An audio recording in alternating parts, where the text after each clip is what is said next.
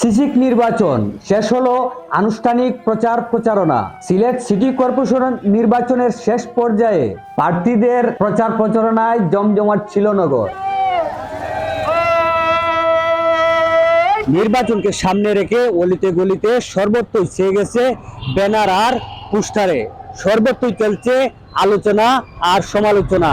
কে হচ্ছেন মেয়র, কে হবেন কাউন্সিলর। সোমবার মধ্যরাতে শেষ নির্বাচনী প্রচারণা। 21শে জুন মানে আগামীকাল সিটির 42টি ওয়ার্ডের 190টি কেন্দ্রে একযোগে ভোট গ্রহণ অনুষ্ঠিত হবে। এরই মধ্যে নির্বাচন আয়োজনের যাবতীয় প্রস্তুতি সম্পন্ন করেছে নির্বাচন কমিশন। শেষ দিনের প্রবল বৃষ্টি উপেক্ষা করে প্রচারপত্র বিলি, মাইকিং, পথসভা করে পাড়ায় পাড়ায় চষে বেরিয়েছেন প্রার্থীরা। এবারের সিসিক নির্বাচনে মেয়র পদে লড়ছেন 8 জন। দলীয় মনোনয়নে প্রতিদ্বন্দ্বিতা করছেন বাংলাদেশ আওয়ামী লীগের আনোয়ারুজ্জামান চৌধুরী, জাতীয় পার্টির নজরুল ইসলাম বাবুল, ইসলামী আন্দোলনের প্রার্থী মাহমুদুল হাসান, জাকের পার্টির মোহাম্মদ জহিরুল আলম। অন্য 4 জন স্বতন্ত্র প্রার্থী হলেন মোহাম্মদ শাহজাহান মিয়া, আব্দুল হানিফ কুটু, মুস্তাক আহমদ রৌফ মোস্তফা ও সালাউদ্দিন রিমন। 8 মেয়র প্রার্থীর মধ্যে আওয়ামী লীগ মনোনীত আনোয়ারুজ্জামান চৌধুরী ও জাতীয় পার্টি মনোনীত নজরুল ইসলাম বাবুলের মধ্যে প্রতিদ্বন্দ্বিতা হতে পারে বলে মনে করেন সাধারণ ভোটাররা।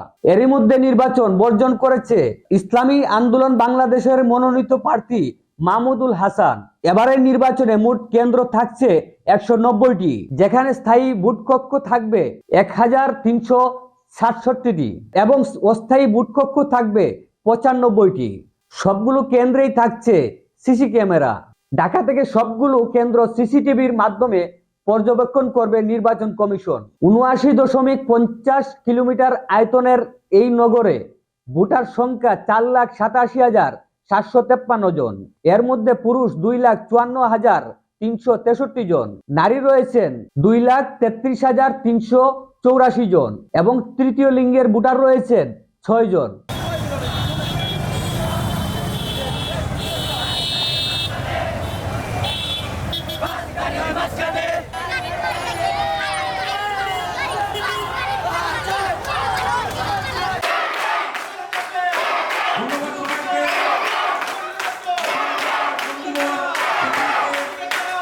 Shahin Alam, UK Bangla.live, Sylhet.